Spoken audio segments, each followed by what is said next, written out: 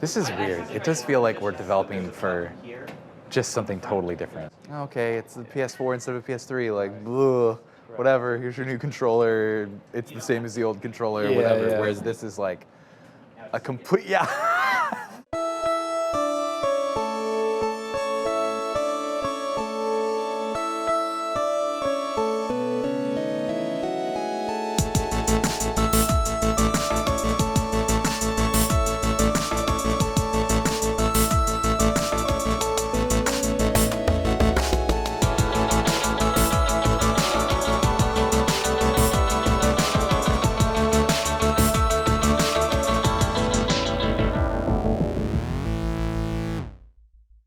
So what's next? Psychonauts 2. That's crazy. Between us old timers, we can remember anything about that old game. It's been a long time. Like, gosh, it just doesn't feel like 10 years have gone by already. That would be great to make a sequel. I'm not against that, but it's hard. It costs money. We'll hopefully get a chance to work on a Psychonauts game in the near future.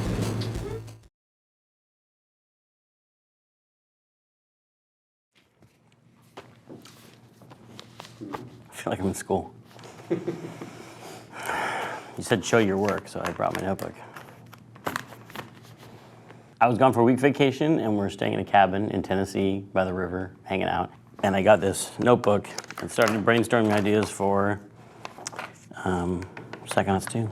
This is my first star of the project. First line in the star right here.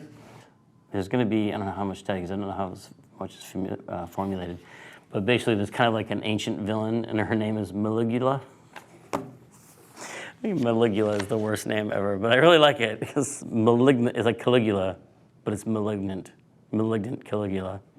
That'd be a good name for a racehorse, wouldn't it? Malignant Caligula coming in. Maligula.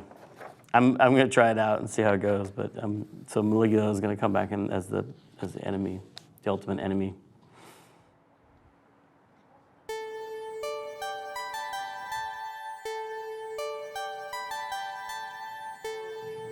Yeah, we're figuring that out. It's kind of hard to talk about right now, actually, because I think there's lots of potential routes. So, like, I think the thing we know is that the game we really, really want to make is the, like, next-gen, big, like, true sequel to Psychonauts 1. And, yeah, those are, like, multiple millions of dollars. And I think even getting that signed from a publisher on its own is just going to be a real challenge, especially since, like, it's an IP we own. We've already made one game. We're going to want to retain that IP. So we're having conversations with all of the major publishers we can. To get to the dollar amount we're talking about, it's probably going to take financing from a lot of different avenues. And then, yeah, there's the potential of crowdfunding too. And I think that it went really well for us for these other games.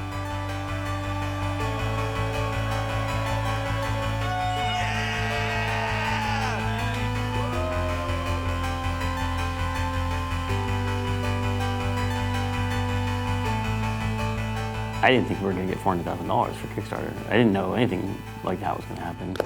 So this is another thing where it's like, now we have something to lose. We didn't really have anything to lose back then because no one really expected us. You know, no one knew what Kickstarter was, and they're just like, oh, they tried this thing, it didn't work out. It wasn't that bad. Now it would be pretty embarrassing to not do well. But I still get pestered lovingly on Twitter every day for people asking for it, and I get this impression in my head that I hope is true. Like, man, people really want this to happen. We're debating when to launch now. We talked about August, but it'd be amazing if we could do it on stage at some big Sony event like Shenmue did. It would just be so exciting, but that's not gonna happen until PSX, which is in December. Hello, everyone. Those conversations are happening now, and I feel like in the next couple months we'll have a much clearer picture of what we're talking about and what we're looking for. Yeah, I guess, like, stepping back, like, I feel like the idea now is not to just talk about Psychonauts sequels, but just to try and really push Psychonauts in general, especially since it's the 10-year anniversary. So we're really trying to spin up a lot of Psychonauts things right now. Yeah, Psychonauts 2 as like a big Psychonauts sequel. We're talking about VR experiences. Well, we're doing the VR. We're doing a VR game, which is the missing mission between Psychonauts 1 and 2. We went down to Sony and we pitched GVR, which stands for Grasslands VR. It's very exciting coding. which is the idea of doing a VR mini mission, like one mission in Psychonauts, as kind of a missing mission between Psychonauts 1 and 2, the rescue of Truman Zanotto. Who was kidnapped? Truman Zanotto, the grand head of the Psychonauts. Dad. Psychonauts 1 had a, we call the Back to the Future ending. It's about your kids, Marty. It's zoom, and they just zoom off to the camera. Except for, I didn't like that Back to the Future 2 just took off right from there, because I was like, I didn't really need to see that. It's like, it was perfect ending, but it did, you know, a lot of people were like, it's a cliffhanger, you gotta answer it. I was never gonna answer it, I was just gonna, the part that was interesting to me is what happens when Raz gets back to headquarters and sees the real Psychonauts and what they're really like. That was always interesting to me, so I wanted to start at that moment when he arrives there. So it was just gonna be like, whoo, that was a fun mission, and then, which I thought, I don't know why I wanna do that, because I know that's gonna frustrate people. I know, why do I, but it was just one, but then I thought the VR, like it's like a small mini game, it's like a mission, a one mission game, could tell that story. And because it's focusing just on that story, it can make it interesting and make it a whole arc unto itself. And then here is like the beginning of it starts and you're in the jet and the Psychonauts are all busy trying to find out where Truman Zanotto is, and everyone's looking at you. It's really powerful in VR when you look at a character and they know you're looking at them and they turn and they look at your face. It seemed like you're interested in VR for a little bit. Yeah, I mean, it was obviously this thing that's happening that I didn't know much about, and I was like, I gotta figure this out. Whoa. So I find myself kind of deconstructing the demos I see and then like, what can we make here that would be fun? What experiences, like when I'm playing it, what feels good to me? Like what are my favorite parts, and why is it that feels good, and how long will that feel good for? Is that just a temporary thing? Am I gonna get sick of it? But actually doing a Psychonauts thing is an actual idea, because we're like, we got paid to make this. You know, and putting that together into coming up with the Grasslands VR experience and taking all our favorite parts and taking out the parts that make us nauseated. I like that one. I like this one. Scott just put some fish up here, which made me think, oh my God, this should be in this underwater secret abandoned military base or something. So there you go. That's the first Psychonauts art in a long time. On GVR, so you know, young Mr. Brad Muir has come to take point on that project and push that thing forward.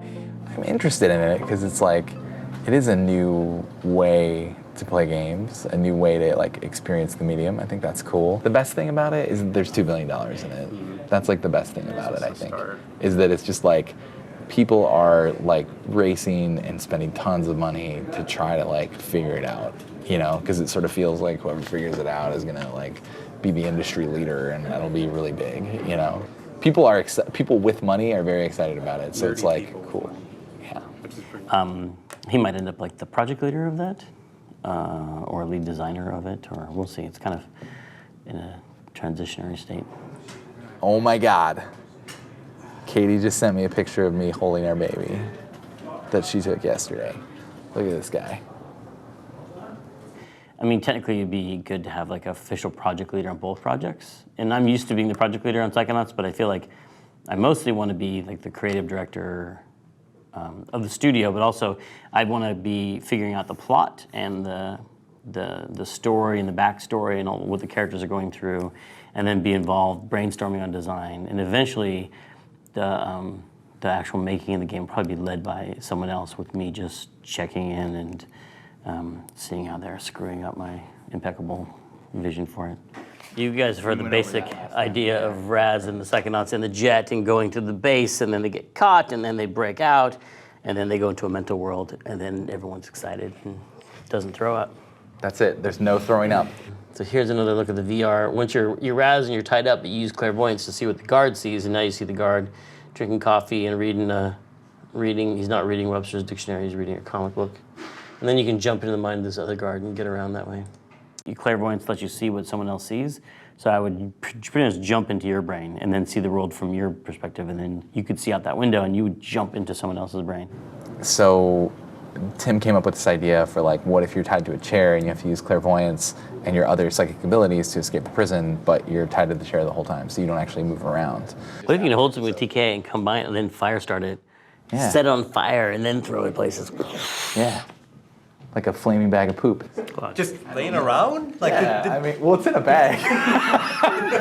So it's like cool, but like, is that fun? So we're trying to prototype it really quickly. Did you get something all the way from Unreal into a VR? Yeah, You but made a space? like my video card is not good, so it ran like, and it made me sick like within 5 seconds. So that's how far I've gotten. And it's really weird when you move your head like this, and the whole world's moving, reacting normally, and you're like, wow. And then when everything freezes for a split second and then catches up, it's just like, good. But Chad and I are gonna start like trying not to puke at our desks and see if we can get it working. So that should be cool. Whenever you're programming in VR, even on today's modern stuff, you're going to get a little bit nauseous wearing it. You're doing stuff that's trying to break it, and when you first code it, you're not going to get it right. You're running debug builds, your frame rate's going to be bad. So just knowing that you can't be in it all day, pace yourself a little bit. This will also be our first project that uses Unreal 4 as sort of like test it out, like see if we like it, see if it can handle it, whatever. And I know it's a big deal and a lot of different opinions about it, but we're just going to check it out and see what we can learn about it. Yeah, it's interesting. I've been working with the Buddha engine since Brutal Legend back in early 2006. So that's 9 years, of learning an engine and how it works and gaining confidence in that you can make it work and you can give an estimate and I can say how long this would take in it. This team is kind of spearheading let's check out a new engine for a smaller project, while some of our other teams are working with the Buddha engine still, to kind of see, almost evaluate it and see kind of would it be viable for us. It's probably a pretty good commercial for the Unreal Engine because it's like, we don't know anything, and now we have this thing that like just works like in a couple days, So yeah, I would say this is like just a couple days of work. And so if I just look at this guy and I pull the trigger, now I'm looking out of his view. But yeah, the idea of just like jumping into a guard, like, is this fun? It's a euchre deck. It's only got the cards you need for a euchre in it. You ready? You got the T-Rex head. Okay. Do you are you ready for your Oculus Rift experience? I guess so. Yeah. We are old manning it up on this game, man. I guess I'll put the headset on. Okay, you have to sit down now. Wait, where am I? I mean, in real world, I don't even know which way I'm going. Brad's desk. Yeah. Yeah, I'm trying to get myself really excited about VR, and I'm getting there. Like I try to think of, I guess because I have kids now, and when I go home, the thought of going home and having them all with their headsets on, just like completely zoned out, is not very encouraging. I don't like that vision. You'll have to put yours on. Is that what go into their world? You go, hey, I'm home, Okay, let's try this one. That's a mean trick. Yeah, so maybe I'm just old and jaded a little bit, but like it is really cool. Like it's a cool experience when you put it on. Okay, interesting. You in? I want to try it. They need to write a rule book when you're wearing the headset. What is allowed and what is not. No pictures. I got in a situation where there was like a pillar blocking a character, and I was able to like kind of do this, and then like, and it felt really cool. It was like something that you can't do in a normal game. The look around a corner really feels kind of cool, I think, like peeking around a corner kind of thing. Yeah, the most It's not that great. use of VR is stuff up close, and then you're just wow. So that will, I think that will help a lot. Just that. But yeah, we'll just be doing a lot of brainstorming and prototyping and trying to make something cool. Excellent. Yeah. Yeah.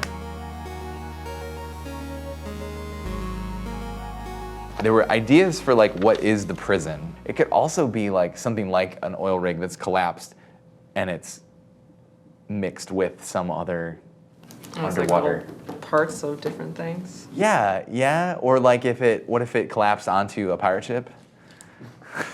So it's like the Bermuda Triangle Yeah, underneath and everything. What if it's the Bermuda Triangle? That's so good. And so it's like, yeah, there are all these like wrecked boats that are stacked up on top of each other, and they're all from like different eras. I think that thing with the Bermuda Triangle thing was a breakthrough because it really just I made think me so feel too. better about that environment. Like, I think it really so has too. an idea behind it now. Emily just it fell out of her face, and I was like, awesome that you then go through, and that would be super cool to navigate through with like our mechanics, I think. The Bermuda Triangle. For GVR, it's like this Bermuda Triangle situation, so I'm hoping we can name that really cool, evocative name, and that would be the name of it. Like the It would be Psychonauts something, though. Like it would be a subtitle. The quadrangle. Come on. Psychonauts in the Rhombus of Ruin. Mm-hmm. Is that what it's called now? Yeah. And we're calling Grasslands Psychonauts 2. Yeah. Yeah, and that's just an idea of like what Otto and his gang put together, took a bunch of scraps and built a little hideout. Man, I'm getting like a really strong like Dr. Wily's castle vibe from this thing. Oh man, there's a giant. Is that a giant ship in a bottle that's underwater? Yeah. That's the best. I love that they would like have to get a really big cork too. yeah, exactly. What is Raz on, a nuclear warhead? Yeah, that's cool. I was thinking It's from like a submarine or whatever. yeah, like in a sub. That definitely has that like, Bond villain, Yeah. henchman kind of thing. And there's a blowfish guy. Blowfish guy. Nazi blowfish guy. It's the best. I love that wonky spiral. Is it like a ramp going down? It just looks like Psychonauts to me.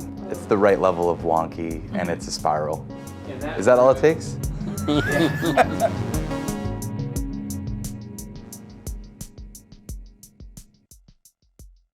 Yesterday, I finished the design outline board. That's over by our pod now. Cool, but like this is really good, and I feel like the one thing that is telling me the most is that the game is pretty big. And I'm also trying to keep in mind that like the budget isn't huge, and there's all these constraints on it, like the new tech. Like we're using the Unreal Engine, which is really smart, but there's a cost for that, and then there's a cost for using headsets. Using any kind of VR is like a crazy cost. Whoa. Get away. Okay. You just grabbed it by the dong there. This is super fun though, like this part. Right now, when you use telekinesis, you grab the object and then you rotate your head, and it follows your gaze. I worked on some swaying sort of stuff where instead of grabbing an object at the center, you grab it a little bit higher up. So, it's like grabbing a pencil a little bit above the center of mass, and like it has a bit of lag to it. That feels kind of natural. I think that you can light a dude on fire as well. I've almost got it. I really want to light this guy. Oh, there he goes, and now he's freaking out. So what if I clairvoyance and Oh no. Are we trying to find out what's fun in VR, or are we trying to... I thought that it would be like, let's do one puzzle all the way through to like white box gameplay completion so that we can like... I'm not questioning it. I think it's great. that we can just like test it. We have a lot of ideas that were brainstormed. Well, are there things that would work that will let us test out the mechanics? And we're like, yeah, we can actually run people through playtests of this thing and have them kind of see what the actual game would be like. Cool, so the setup, here's my diagram. There's a guard right outside, and he's kind of looking at you. So you can CV into the guard from this camera, and then CV from the guard into this camera, and now you're looking in this direction. And you'll see this fridge with the lock on it, and I don't know. What do you guys think about this part? Like the kind of the end of this thing? Like, is there a way that we can improve this? What if there's like a sandwich in the fridge or something and you have to lure them out with that? I like sandwiches. I like that. Crab sandwich. Crab sandwich. That you TK around. Crab sandwiches crawl away. He's on my sandwich. Oh God, that is really good. It's just bread with legs. Like. Yeah. Do you think we can do this in 3 weeks? Yeah, I think that's the question. The art side that I'm most concerned about. Okay. Can we make a scurrying lobster sandwich?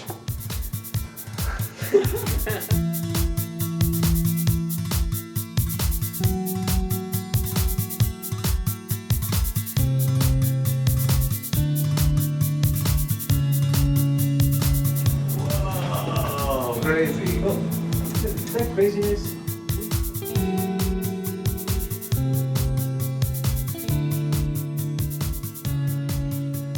but I think it's coming along good. Feel good about this. Okay. Yeah, I mean, the timing on it seems pretty tight. On the whole project or on the 5-minute thing? On the whole project. What is the timing on the whole project now? Do we have that set? Yeah, it's supposed to be like October of next year is when it will be done. And so it's like we're just shy of a year to complete the whole thing. Okay, so 5-minute experience. So we've been doing well. We've been doing pretty good. We're doing pretty good. This is how I motivate you, by the way. We've been doing pretty good, but we need to do better. We need to like really make this 5-minute thing work by the end of this 2-week period. This sprint is not like about a list of features. It's not just a bunch of features that we have to get done. It's one 5-minute experience. That's why it was so well named by Brad. Yes. We're trying to make a 5-minute experience together. So it's the 5XP is what I call it. I've been playing it. It's about 1 right now, so it's on the way to 5. It's about one minute. It's a 1-minute experience. Awesome, dude. We're 20% of the way there. There are a lot of critical things that have to come together in order for us to even have a hope of hitting the date and budget that has been like, predestined for the project. So like, it seems like an uphill battle. Like that's where we run into our own internal standards. Yeah. Because it is a Psychonauts game. I mean, but that's a real challenge, I think. Our own internal bar, internal satisfaction with being proud of this thing that we're making. I hear you, and that's important. I've also felt that we're always scratching at the budget problems, and I don't know. It's like I don't want to be like a callous gold digger or whatever, but people work so hard. People work so hard here. I would love to see them financially rewarded for their hard work, Yeah, I just feel like that's not in the cards for Double Fine in some way. Are we expected to roll people like Bert and Anna on, or? I don't think so. Okay. I think there's been a larger discussion staffing wise of I guess the idea that we would invest some of our own money into Headlander to make it be to hit on that production quality. So that's happening. We're gonna put more money into Headlander. That's been something that's been discussed, and so what that's come down to from a staffing perspective is that. Okay, we're going to get to all that stuff and exciting new updates from all the projects and departments. First, we have a sad announcement. One of our longest-term employees is leaving the company. Not me. It's not me, and it's not Ray, so who cares? So, no, Mr. Bradley Muir, one of our finest, sat here for a long time, is,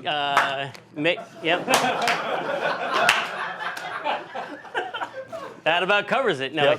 Yep. Thanks for the single clap. We love Brad and are sad to see him go. He's moving his whole family up to the Bigfoot country. I've been here forever. I've been here forever. That's what it feels like sometimes. It's like I didn't quite make 12 years, but this close, almost 12 years.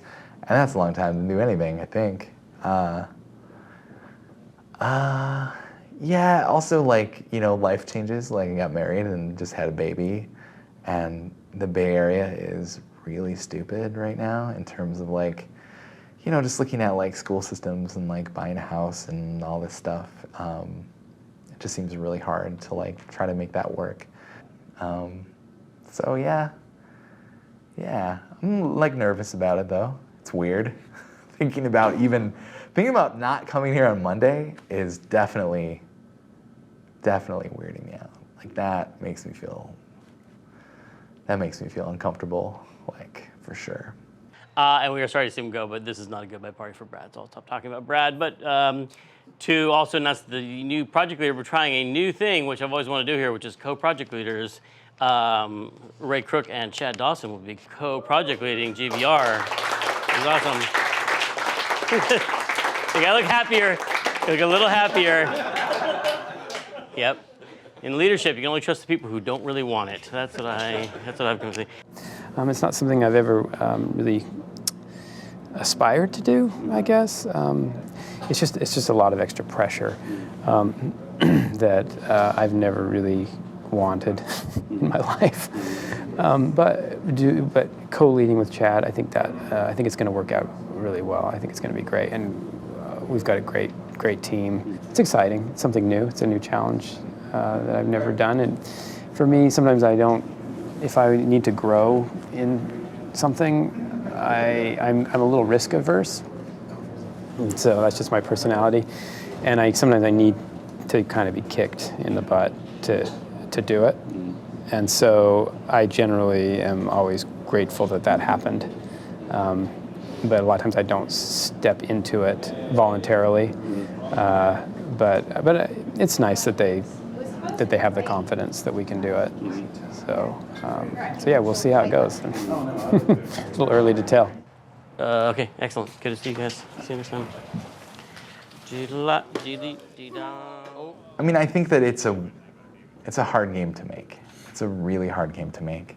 The biggest thing is that it's a Psychonauts game. So it's like Tim has to be involved heavily in order for it to be great. I think he's got to be really involved.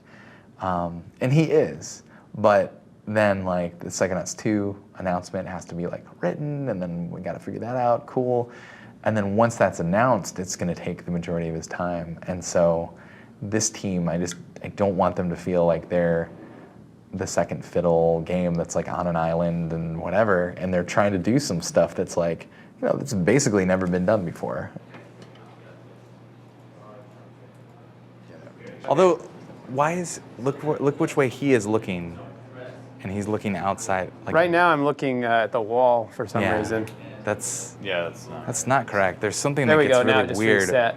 about I that. think it is. I think whenever I see V, I go into someone, I see V, and then I turn my head back to forward, instinctively all the time.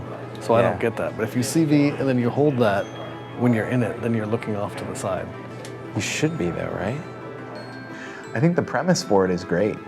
The core conceit is fantastic. It's just we've got this 5-minute thing, and we're just at the point where I really wanted to stay at least through the end of this thing, and we got it to the point where people can play it.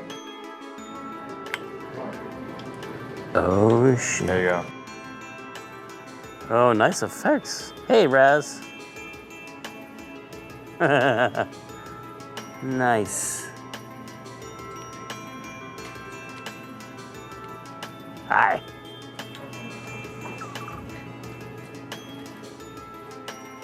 Melt. Oh, that is some good melting. Ah! Look at that thing. He's so excited. Hey, wait, why did he zap me? What did I do to him? Wait, what happened? That white flash. Oh no, don't reset me again. No. No.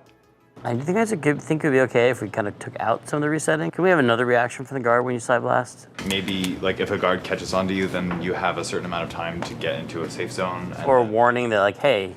I mean, it's whatever a safe zone means in this game. You know? Yeah, right. Yeah, it's weird because without that in there isn't really any tension happening, But right now, it takes away some of the exploration sandboxiness of it, because if you do the wrong thing, you get zapped back. So you don't want to play with stuff. Yeah, players are really hating getting caught by the guard. They don't, and part of it is feedback, and there's we're gonna have a design meeting probably later today, or it's probably right now. No, it's not now yet. It's close. At 4, where we talk about what should it be? So that is the big philosophical thing. Are we not a stealth game? Are we just a lock and key puzzle game? Or can we be both?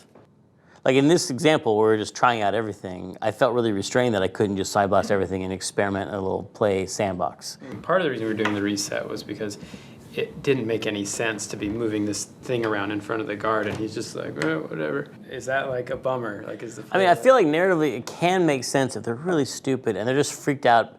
You do stuff to them, they're and they run around the room maybe a little bit. But if I was doing a game where it was really easy, there was no guards, and all of a sudden it's high security area. We tend to do that a lot here, is that we think about the game being all things to all people, and I think that constraining it a little bit more will make it more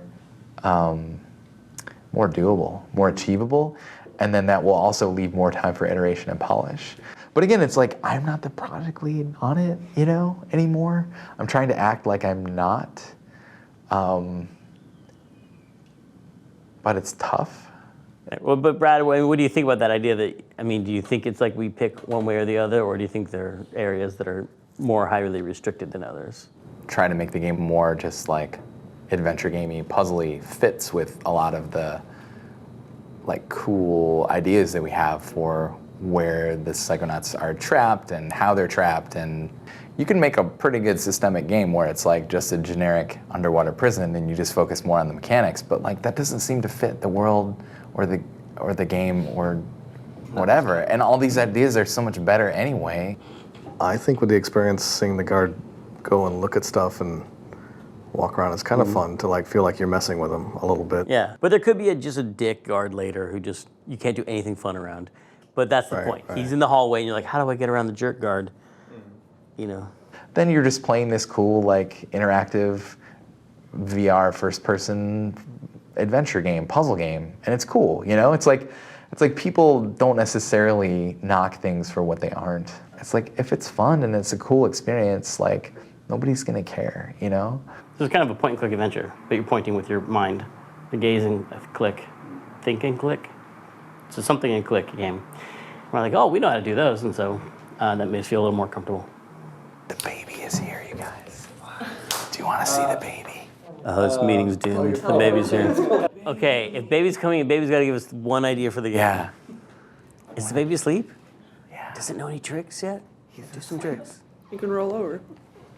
Oh, really? Mm-hmm. That was frustrating because, you know, Brad has been just crabby for like 14 years. In the last 6 months, he finally was in a good mood, and then he left. Maybe he was in a good mood because he knew he was leaving. But it's funny because like we've had all different kinds of relationships while he's been here, and I felt like it was the best it's ever been. The last 6 months he was here, and then took off. But we left friends. Today's also Brad's last day, which I guess, I don't know, we'll stop by and say hi to him or something, or I don't know. There he is. What? His desk is looking too empty. Oh, shit. Here he comes, guys. We'll talk about it later. I think that's it. I don't know if there's anything else. I don't, like, everything is in Google Drive, but yeah, I'll be out Monday. Just heads up on that. Yeah. Out forever. But no, it's been awesome, and I hope that, like, it seems like this thing is off to the races, and it's gonna be great. And, you know, when your producer goes part-time, though, geez, like, look out, right? Thanks, Brad. Thank you, You'll guys. be missed. I'm gonna miss all of you. It's crazy to think that I'm not coming down here anymore. It's weird. It's been a long time. All right, well, I guess that's it. Brad's last stand-up at Double Fine.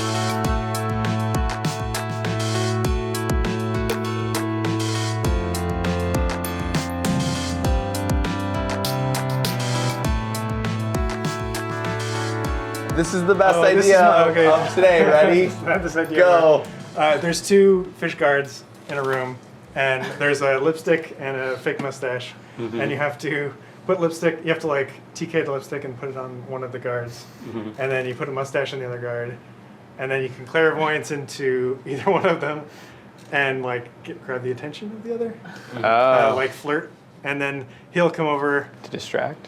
One of them will go over there and like start kissing them. The other You one? make them fall in love. You make them fall in love. And then you can see the By fish kiss. adding binary gender roles. Yeah, exactly. yeah. Okay. And then you could see, you could have a kiss of fish in VR, which would be cool. Man. Kiss a fish and Yeah, I mean, I've been wanting to do that my whole life.